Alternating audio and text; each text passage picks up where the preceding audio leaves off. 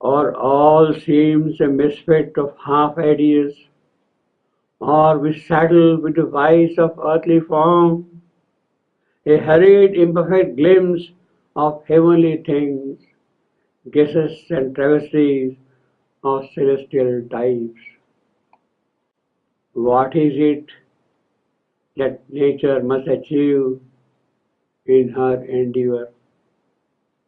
What is it that the body must prepare itself to receive?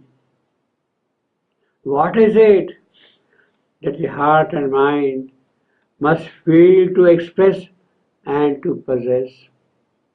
What is it that the conscious soul must aspire to live in it? Nature's endeavor has to be to express the ideal as a common truth. Body must house in it the divinity who already dwells in it.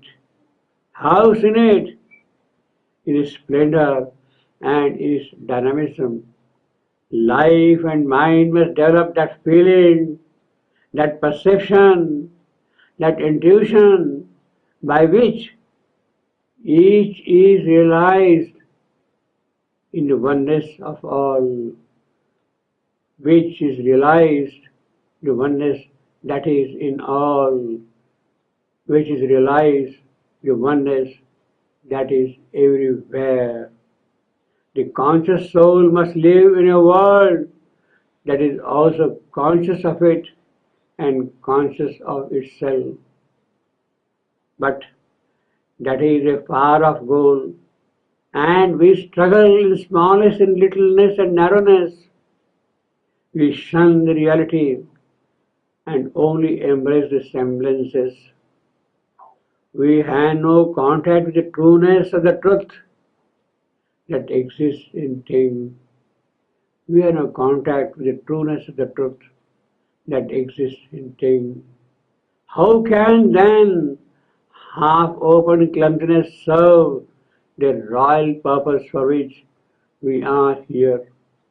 How can the scanty bargains made by us in the bazaars of the world bring any worthwhile gains?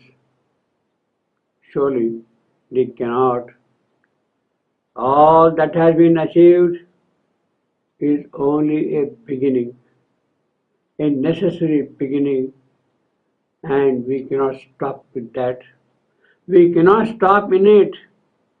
Matter's glories are only the foundational assurances. There are glories beyond glories, glories of not only matter, but of life, of mind, of the soul, of the spirit, and they must be realized. We cannot live happily on these expectations and these possibilities. We have in them only hurried perspectives of things heavenly.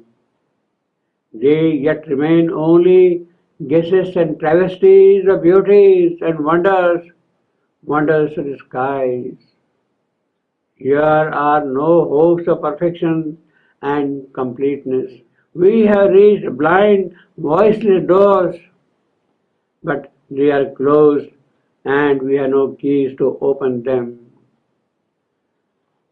Our greatest joys are only a mimicry of the marvels that have remained ungrasped.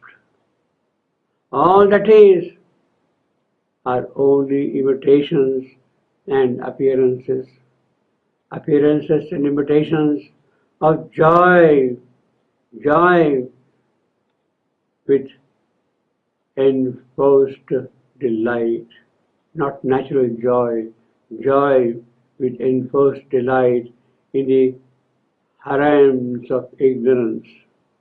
Soon even the joys slip off and vanish, vanish in the worthlessness of vanishing time. That is what we are. Our greatest joys are only mimicry, but our goals, our objectives are far beyond smallnesses. The endeavor of nature is to express the ideal. The endeavor of the body is to house the divinity. The endeavor of life and mind is to develop feelings and perceptions and intuitions that by which you realize the oneness which is there in all. Our endeavor is for the conscious soul living in a world that is also conscious of it, or the world conscious of itself.